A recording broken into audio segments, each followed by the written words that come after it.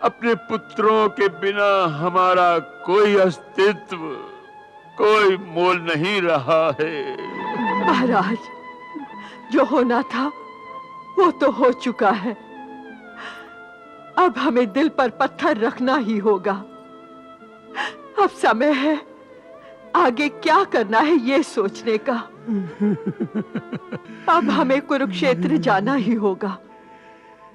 हमारे पुत्रों का अंतिम संस्कार हमें ही करना पड़ेगा ना। शीघ्र बताओ गुप्तचर, क्या समाचार लाए हो?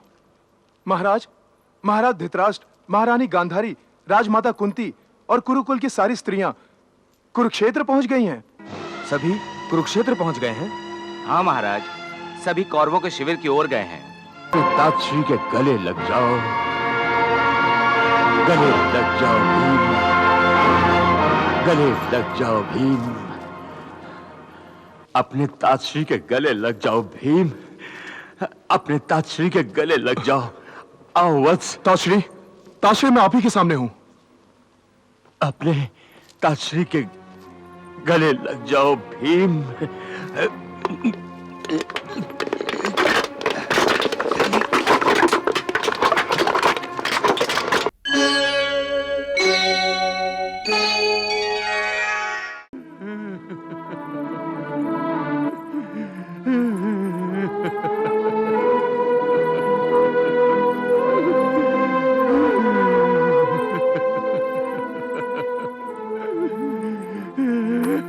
महाराज, महाराज, महाराज, महाराज, क्या हुआ? आप क्यों रो रहे हैं? महाराज, बताइए ना। गांधारी, जिसके 100 के 100 पुत्र मारे गए हों, उसे तो जीवन भर रोना ही है।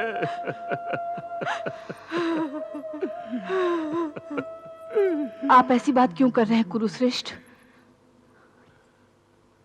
कौन? कुंती? हाँ श्रेष्ठ, आप ऐसा मत समझिए कि आपके सारे पुत्र मारे गए हैं। आपके 5 पुत्र अब भी जीवित हैं, और जो पुत्र मारे गए हैं वो मेरे भी पुत्र थे। कुंती, पांडव आप ही के पुत्र हैं महाराज, पांडव आप ही के पुत्र हैं। आप ही की छत्र छाया में वे पले हैं, और आगे भी आप ही की छत्र छाया में रहेंगे। गुरुकुल के एकमात्र आप ही श्रेष्ठ हैं। अगर आप ही अपना धीरज खो देंगे तो गुरुकुल का अस्तित्व ही शून्य हो जाएगा। अब हम शून्य ही हो गए हैं कुंती। अपने पुत्रों के बिना हमारा कोई अस्तित्व, कोई मोल नहीं रहा है। महाराज, जो होना था वो तो हो चुका है। अब हमें दिल पर पत्थर रखना ही होगा। अब समय है आगे क्या करना है ये सोचने का। अब हमें कुरुक्षेत्र जाना ही होगा। हमारे पुत्रों का अंतिम संस्कार हमें ही करना पड़ेगा ना। हमें ही करना पड़ेगा।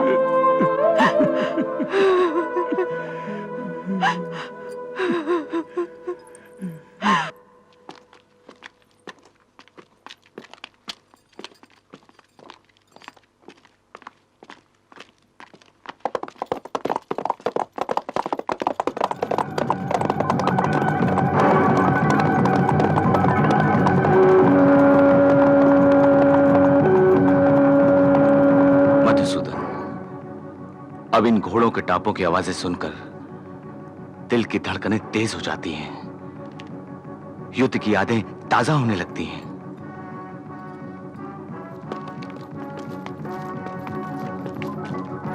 परंतु बड़े भैया, ये कोई योद्धा नहीं है, ये तो गुप्तचर हैं।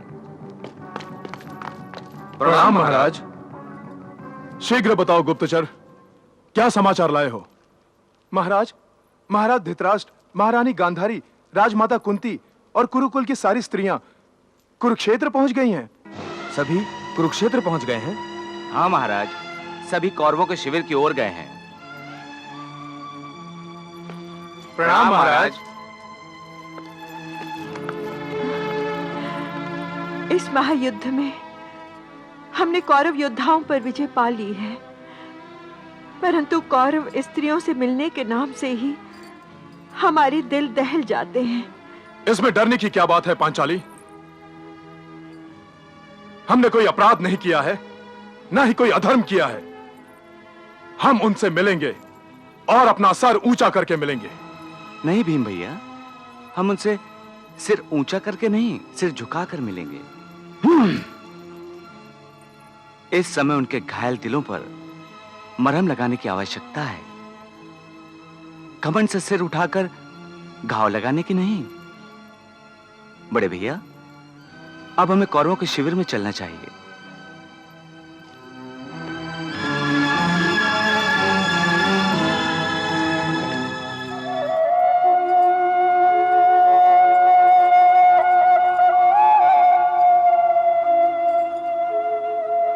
क्या यही मेरे पुत्र दुर्योधन का शिविर है? हाँ महाराज।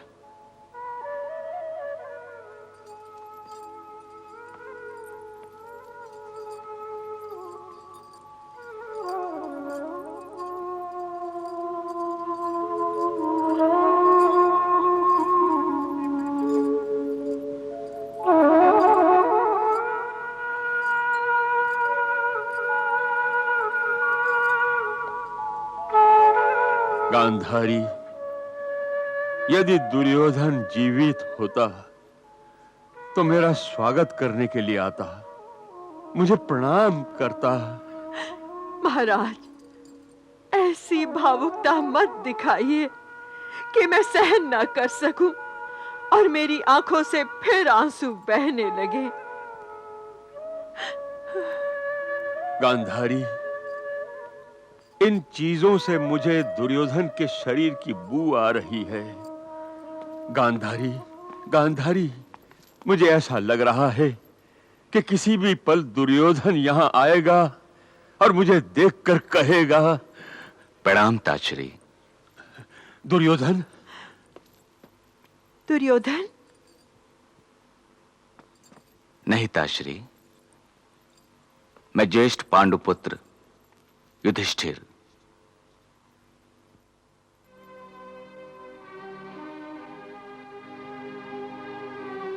महाराज, आपने युधिष्ठिर को आशीर्वाद नहीं दिया? वासुदेव, तुम्हारी छत्र छाया के होते हुए पांडवों को अन्य किसी के आशीर्वाद की आवश्यकता नहीं है। नहीं महारानी, मेरे नहीं, ज्येष्ठों के आशीर्वाद ने पांडवों की सुरक्षा की है। ज्येष्ठों ने पांडवों को सदा ही आशीर्वाद दिया है, क्योंकि पांडवों ने अपने ज्येष्ठों का कभी भी अनादर नहीं किया। हाँ, ज्येष्ठों के आशीर्वाद ने ही पांडवों की रक्षा की है, परंतु अब किस ज्येष्ठ के आशीर्वाद से पांडवों की रक्षा होगी? अब कौन बचा है आशीर्वाद देने को? एक मेरे अतिरिक्त। परंतु क्या मैं मन से आशीर्वाद दे पाऊंगा?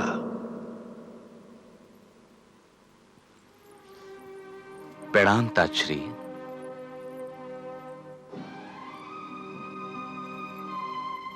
ताश्री प्रणाम। तुम्हारा कल्याण हो वत्स युधिष्ठिर। आओ, मेरे सीने से लग जाओ। मेरे अंदर जो शोक की आग भड़की है उसे शांत कर दो। आओ, आओ वत्स, आओ।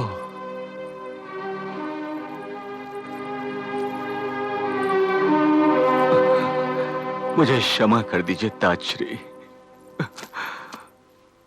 मैं इसी पल युधिष्ठिर को अपनी बाहों में बुरी तरह जकड़कर मृत्यु के अधीन कर सकता हूं, परंतु इसने तो मेरे एक भी पुत्र की हत्या नहीं की है।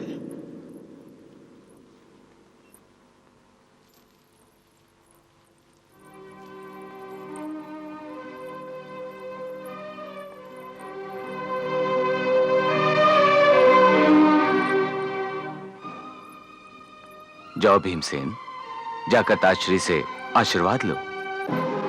जी भ्राताश्री। भीम, मेरे पुत्रों का हत्यारा, जिसने मेरे 100 के 100 पुत्रों का वध किया है। भीम, जिसने मेरे दुशासन के हाथ उखाड़कर उसका सीना फाड़कर रक्त प्राशन किया। भीम, जिसने मेरे लाडले पुत्र दुर्योधन का वध किया। हत्यारा भीम,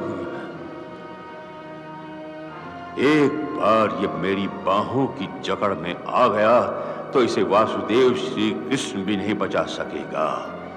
अब भीम को पता चलेगा कि उसने मुझे नहीं, अपनी मृत्यु को गले लगाया है, अपनी मृत्यु को गले लगाया है।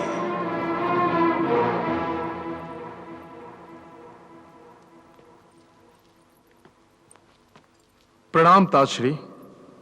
विजयी हो,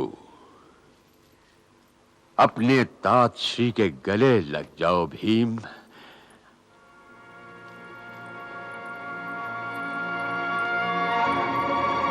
अपने ताजश्री के गले लग जाओ, गले लग जाओ भीम।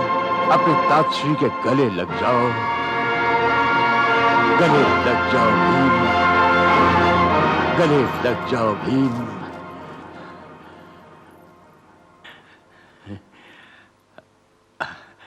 अपने ताजश्री के गले लग जाओ भीम, अपने ताजश्री के गले लग जाओ। आओ वत्स। ताजश्री, ताजश्री मैं आप ही के सामने हूं। अपने ताजश्री के गले लग जाओ भीम।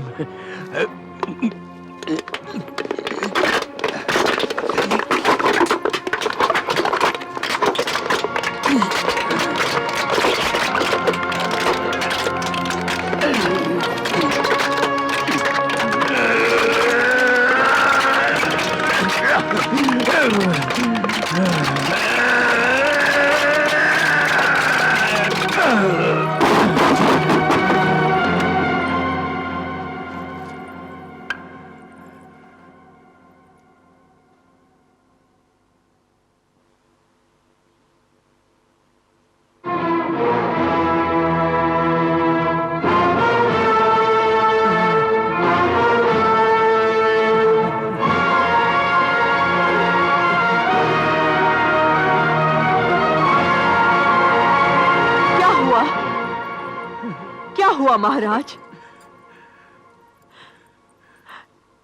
कुंती, बताओ, मुझे भी तो कुछ बताओ।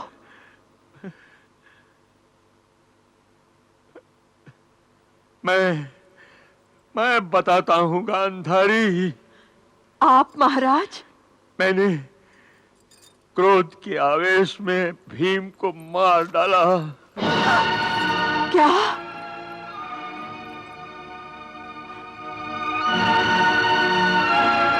ये आपने क्या किया महाराज? ये आपने क्या किया? प्रतिशोध की आग में कुरुकुल का सर्वनाश हो चुका है, फिर भी आप प्रतिशोध की आग में अब तक जल रहे हैं। और आज आप भी अश्वत्थामा की भांति विनाश के रास्ते पर आगे बढ़ रहे हैं। मुझे क्षमा कर दो गांधारी, मुझे क्षमा कर दो। मैं क्या करता, अपने मन में उठे हुए प्रतिशोध के शोलों को मैं दबा नहीं सका और मैंने भीम का अंत कर दिया।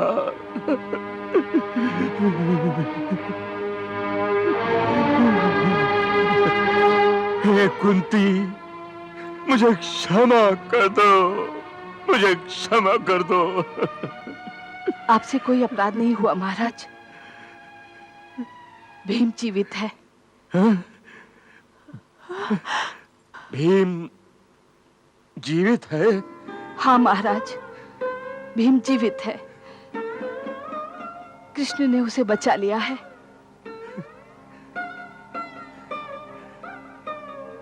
क्या सचमुच भीम जीवित है वासुदेव? हाँ महाराज, भीम जीवित है। फिर वो कौन था जिसे मैंने अपने बाहुबल से चकनाचूर कर दिया? वो तो एक निर्जीव पुतला था जिसका प्रयोग गदा युद्ध सीखते हुए किया जाता है। निर्जीव पुतला? हाँ महाराज, मैंने आपके मन में उबलते हुए प्रतिशोध के विचारों को भांपकर भीम भैया को रोककर पुतले को आगे कर दिया था।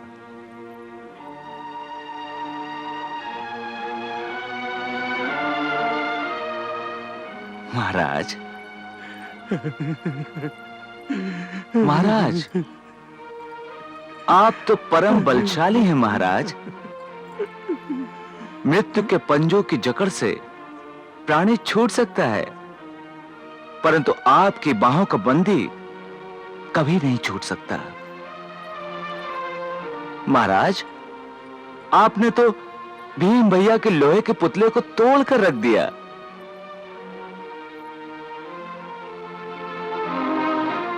यदि उस पुतले की जगह स्वयं भीम भैया होते तो उनकी क्या दशा होती, इसका अनुमान भी नहीं लगाया जा सकता। अब उठिए महाराज, आइए उठिए, उठिए। मुझे अपने किए पर पछतावा हो रहा है वासुदेव। महाराज, पछतावा तो भूतकाल में किए हुए अपने कर्मों पर होता है, परंतु जो अपना भविष्य पहले से ही देख लेते हैं, वो ऐसे कर्म करते ही नहीं कि उन्हें कभी पछताना पड़े। हे ताजश्री, जीवन भर भविष्यवाणी को सुनकर भी आप अनसुना कर देते थे। दुर्योधन और स्वयं आप भी शकुनी के हाथों में पासे बनकर रह गए थे, जिन्हें वो अपनी उंगलियों के इशारे पर नचाता रहा, जिसका परिणाम कुरुकुल के भीषण संहार के रूप में सामने आया।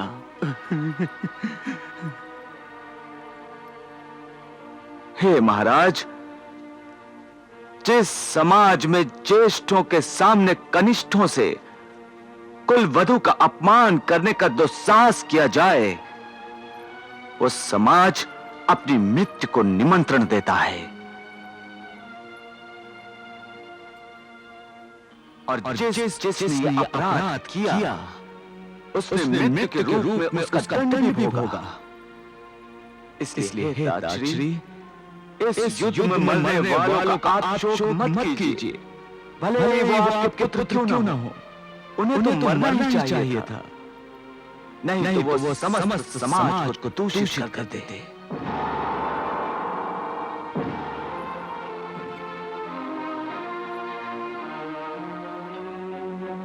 महाराज, पांडवों को दोष देना या उनसे द्वेष करना ठीक नहीं है।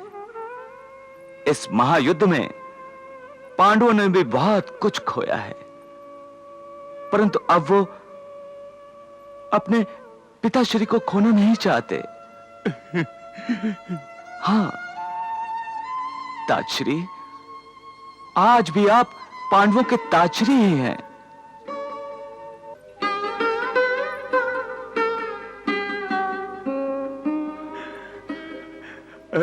वासुदेव, तुमने इन अंधी आंखों में ज्योति दे दी है। अब मैं अपने भाई पांडु के पुत्रों में अपने पुत्रों को देख सकता हूं। भीम, भीम, आओ भीम, आओ, अपने उस दुर्भागी तात के गले लग जाओ भीम। वो धृतराष्ट्र जो तुम्हारी मृत्यु की कामना कर रहा था, वो तुम्हारे इस पुतले के साथ मर गया। आओ भीम। नहीं। आओ भीम, आओ। जाओ भीम।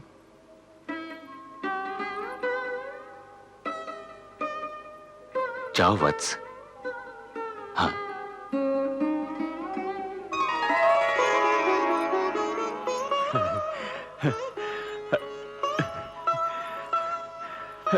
भीम,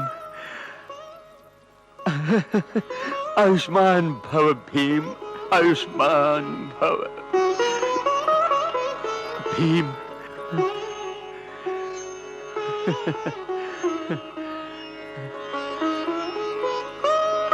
प्रणाम तारश्री। सदा विजयी भव।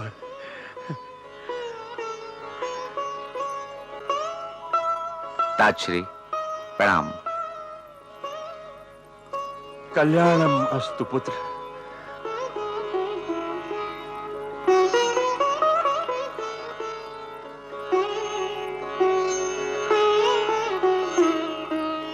प्रणाम ताजश्री। सहदेव, दीर्घायु भव सहदेव।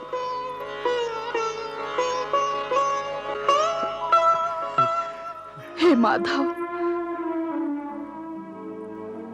संसार युद्ध में होने वाली जान की हानि का हिसाब तो रखता है, परंतु औरतें अपने लाड़लों को खोकर, अपने सुहागों को खोकर जो नुकसान उठाती हैं, उसका अनुमान पुरुष लगा भी नहीं सकते। इस महायुद्ध में गुरुकुल और समस्त भारतवर्ष की स्त्रियों ने जो खोया है, उसे तो अब ईश्वर भी नहीं लौटा सकता। इस महायुद्ध में किसकी जीत हुई, ये तो हमें नहीं मालूम, परंतु कौन पराजित हुआ, ये हमें मालूम है। हे माधव, इस युद्ध में स्त्रियां पराजित हुई हैं। इस युद्ध में नारी ने सब कुछ हार दिया है। जय श्री कृष्ण भक्तों, आज का यह परम पावन एपिसोड हमें सिखाता है कि जब क्रोध और प्रतिशोध की ज्वाला विवेक को हर लेती है, तब ईश्वर की लीला ही जीवन की रक्षा करती है। जहां 100 पुत्रों को खोने के शोक में व्यथित धृतराष्ट्र के भीतर पनपे प्रतिशोध से महाबली भीम को बचाने हेतु योगेश्वर श्री कृष्ण ने अपनी माया से लौह प्रतिमा खड़ी कर पांडु पुत्र के प्राणों की रक्षा की।